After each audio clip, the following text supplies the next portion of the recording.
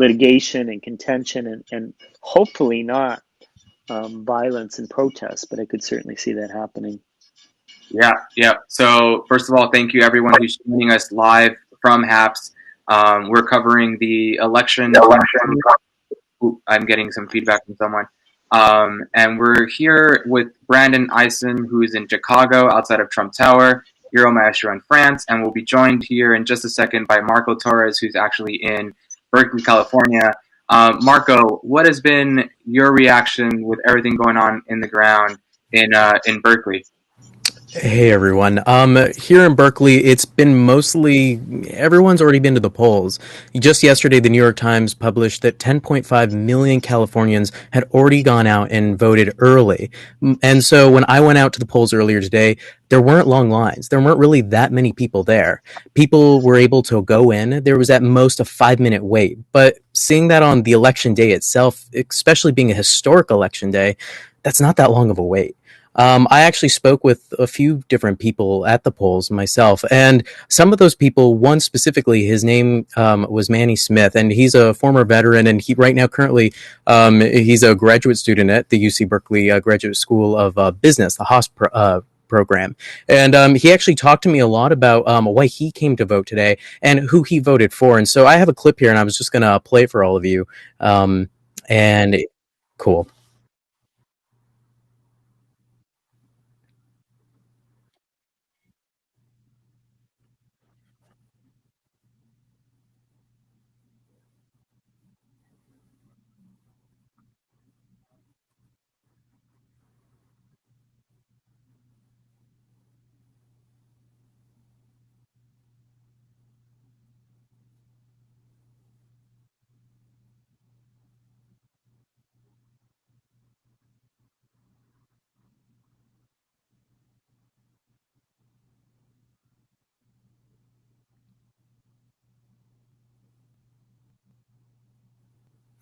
You know, Manny brought up a really big, interesting point, which had to deal with Gen Z, millennials, and whether or not they'd actually come out and vote.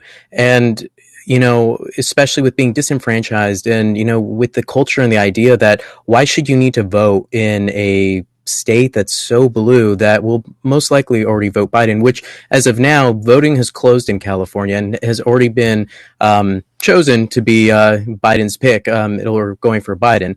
Well, you know, I actually talked with another youth. She's a freshman at the UC Berkeley School, and she's an undergraduate, and she's studying cognitive science. And her name's Anna Hernandez, and she talked to me really amazingly about why she believes herself and all of her fellow like freshmen and first-time youth voters need to be out going to these polls, and it's their duty as citizens. And I think that she speaks for a lot of people in California, and it's a voice that I haven't heard too much about. So if you could show that, Pablo.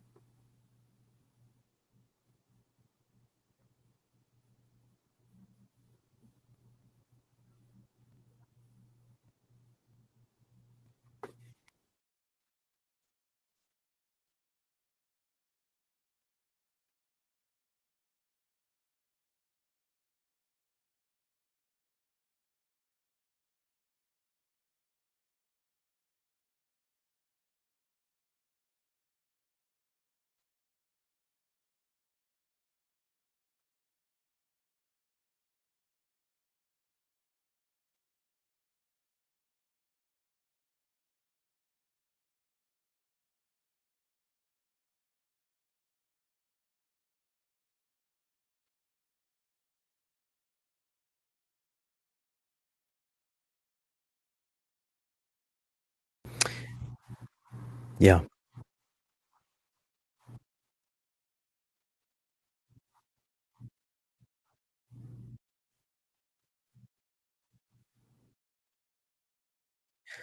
I remember my first time. It was in the governor election in New Mexico, and that was a really big. That was my first election, and I remember I felt really proud to go into that voting office, put in my ticket, and just see the number go up, and of course get my sticker and walk on out.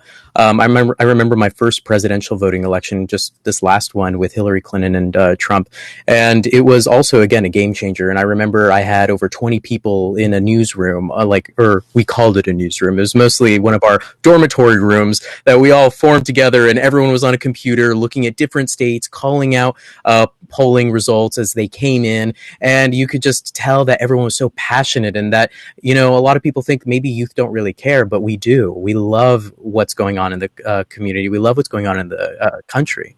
So, and Yeah. yeah, my memory.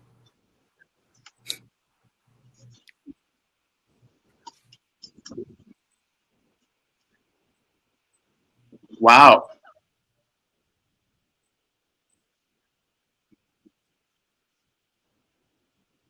Hmm. Yeah. Thank you for pointing that out, Euro. It seems like the election is definitely going to come down to Wisconsin and Pennsylvania. And as many have been pointing out earlier today, we're not going to see those results until Friday, given the way that they count the ballots and how they're going to be releasing the results. So it's exciting to see Arizona be counted this early, but unfortunately, it does seem like it's going to be hanging on Wisconsin and Pennsylvania, which we'll have later this week. Brandon, your reaction to Arizona flipping blue this election? It's something that people have been talking about it. You definitely the thing that I'll say as a journalist that has to look at the facts and not necessarily jump to conclusions. I will say that social media, if you're looking at your social media feed to determine whether or not someone is going to win something. I think there was, something posted where people had said there was a 96-mile train of Trump supporter vehicles in Arizona. And so people were really assuming that Arizona was going to go towards Trump. But I mean, if you look at that, people also maybe haven't really understood the dynamic at the border and the communities involved in kind of understanding that situation there. For quite some time, there's been a lot of activity in the Latino community as far as kind of what they see happening in the future with that border situation. So Right. and I can't necessarily put my thoughts to anybody's vote, but it may be surprising to some because what you do hear out of Arizona is you hear about the Minutemen, which maybe you would assume that they're on board with Trump's border policy, and then you also see that caravan of 96 miles, as they said on social media, that had been going on in Arizona. Now, one thing that I will clue you guys into, you had mentioned some feedback. What that is actually the sound of the bell of this bridge that is raised in front of Trump Tower as I stand here in downtown Chicago. So I did move away from it, but I'm a visual person and I'm an audio person. And as a radio person first with WBBM News Radio in Chicago, a lot of times I really focus on getting the background noise there. So when I was reporting from close to the bridge there, I really wanted people to get the idea that there's an emergency management response here in downtown Chicago, and that's what it sounds like here. That when that bridge is raised, and when all the bridges are raised, it's a lot louder. Yeah, I hear you. As a documentary filmmaker myself, we're always looking for that natural sound to go along with our documentary film. So I understand entirely. We just were worried that it was some sort of audio feedback coming from within the platform. So thank you for clarifying that. Euro, your reactions about Arizona going to Joe Biden?